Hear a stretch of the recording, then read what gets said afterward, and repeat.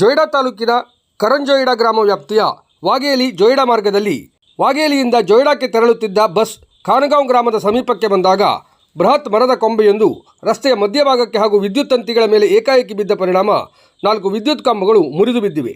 ಘಟನೆಯಿಂದ ಕೆಲಕಾಲ ರಸ್ತೆ ಸಂಚಾರ ಸಂಪೂರ್ಣ ಸ್ಥಗಿತಗೊಂಡಿತ್ತು. ಬಸ್ಸಿನಲ್ಲಿದ್ದ ಪ್ರಯಾಣಿಕರು, ಕಾಲೇಜು ವಿದ್ಯಾರ್ಥಿಗಳು ಹಾಗೂ ಸ್ಥಳೀಯರು ಆತಂಕಕ್ಕೆ ಒಳಗಾಗಿದ್ದರು.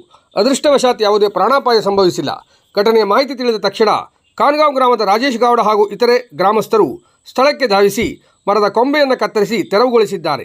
ಬಳಿಕ ವಿದ್ಯುತ್ ತಂತಿಗಳನ್ನು ಎಚ್ಚರಿಕೆಯಿಂದ ಬೇರ್ಪಡಿಸಿ ಮುರಿದು ಬಿದ್ದ ವಿದ್ಯುತ್ ಕಂಬಗಳನ್ನು ರಸ್ತೆಯ ಬದಿಗೆ ಎಳೆದು ಸಂಚಾರಕ್ಕೆ ಅವಕಾಶ ಮಾಡಿಕೊಟ್ಟಿದ್ದಾರೆ.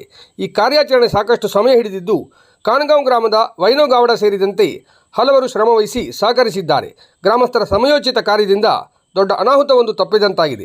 ಸ್ಥಳೀಯರು ಸಂಬಂಧಪಟ್ಟ ಇಲಾಖೆಗಳು ರಸ್ತೆ ಬದಿಯ ಅಪಾಯಕಾರಿ ಮರಗಳ ಕೊಂಬೆಗಳನ್ನು ಪರಿಶೀಲಿಸಿ ಅಗತ್ಯ ಮುನ್ನೆಚ್ಚರಿಕಾ ಕ್ರಮ ಕೈಗೊಳ್ಳಬೇಕು ಎಂದು ಸಾರ್ವಜನಿಕರು ಆಗ್ರಹಿಸಿದ್ದಾರೆ.